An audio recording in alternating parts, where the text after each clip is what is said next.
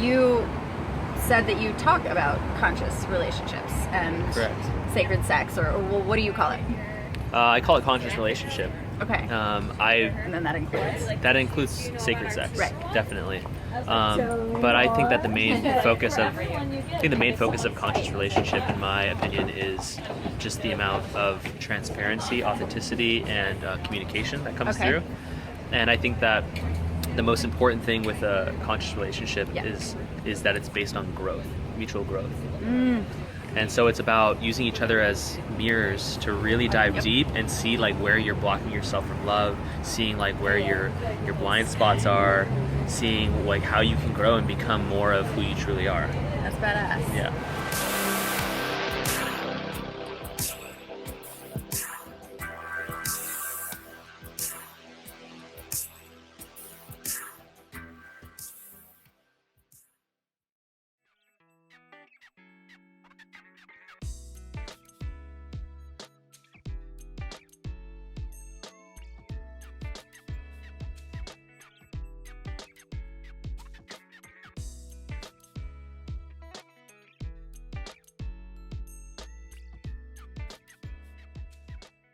Cool. Thank you for doing that work. Okay, so you're in a relationship. I just got out of that relationship, or we stepped out of the container of our relationship. What does that mean? We were it was my first conscious relationship. Okay. And we spent 6 months traveling through Southeast Asia. We left our lives here and went traveling and writing about relationship and creating a reality and stuff like that. And we moved in together and we got back, but we just started to become really clear that at this point in time it wasn't in flow for us to be together in that way anymore. For what you each wanted to do separately? Yeah, or like, just in general it wasn't in flow. Like it was just it just wasn't in flow. I don't know how else to describe it. And Didn't so feel right. A big part of it was like coming to terms with that and being honest enough with ourselves and with each other to say, hey, I love you so much and I love you enough to want you to be free and happy, and vice versa. And so and so we stepped out of the container of being like our soul partner, like live together, maybe get married one day, and now it's very much like this beautiful, open-hearted, unconditional love, like soul connection still. Yeah, like you still have the agape 100%. love, but it's just like you're letting each other kind of go and do whatever you want. So I see everything in vibration. And so if two people come together so that they can reflect something within each other, right? And giving the space to do that, since we're not all whole and complete yet.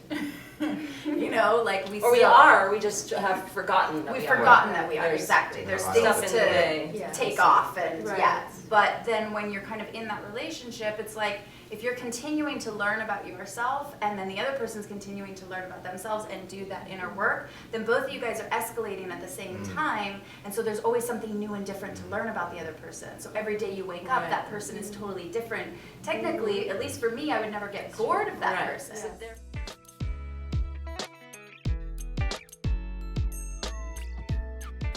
therefore, monogamy in long-term relationship would be possible. Could actually be possible, yes. As far as the standards of like, oh God, I'm going to get bored with them because blah, blah, blah, whatever that concept is. Well, yeah, I would, honestly, I would be bored with somebody if they maintain where they're at. And I've left relationships because they maintained where they were at. So was this, can I ask you, was this like did you have the conversation for a monogamous relationship? Like, did you close a container? Did you open the container?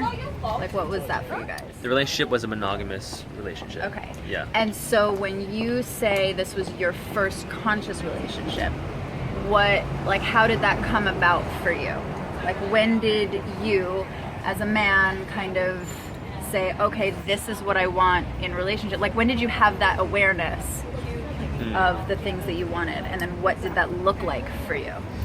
Definitely, yeah. And I remember calling in after my relationship before this past one. It was about 3 years ago or 2 years ago, and I remember calling in. I was like, I want a relationship that is going to teach me about like communication, because I've always known that was my like weakest point. Okay. I have like a dismissive, avoidant kind of attachment style. Okay. And so I was like, I really want to grow and be with someone who's very good at communicating. Right. And so you set an intention. I set an and intention, yeah, well, without even necessarily like praying for it or with anything. No, I just knew that I was like, I want this. Okay.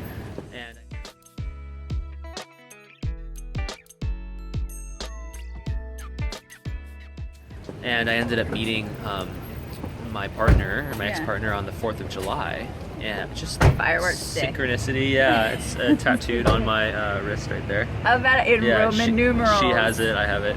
That's cool. That's not Illuminati or anything. No, not at all. But yeah, so like, and she started this group called The Rise about 2 weeks before I met her, and it's basically like a support group for young creatives who want to change the world from the inside out.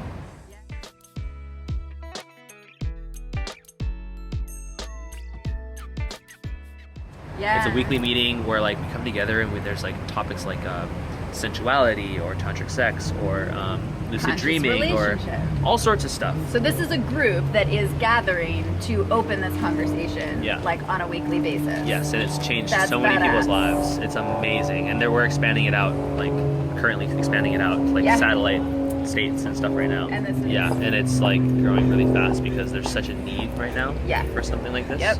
Support and just information about, like, there's so many people I feel like that they're even just like, what is a conscious relationship?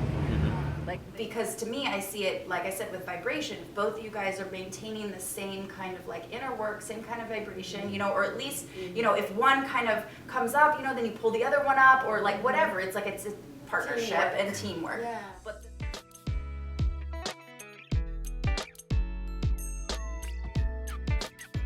But the minute that one person either degresses or one person is escalating and the other person doesn't want to escalate, then now the vibrations are compatible and they're no longer equal. I think and that concept of harmonizing.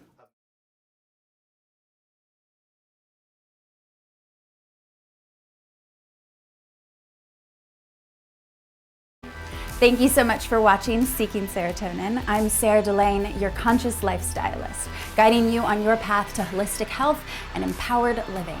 If you've enjoyed watching these videos, please subscribe below, and remember you can visit sovereign-alliance.com for my line of energy tools and fashionable frequency jewelry, or to book a personal one-on-one conscious lifestylist consultation, please visit seekingserotonin.com. See you on the next episode.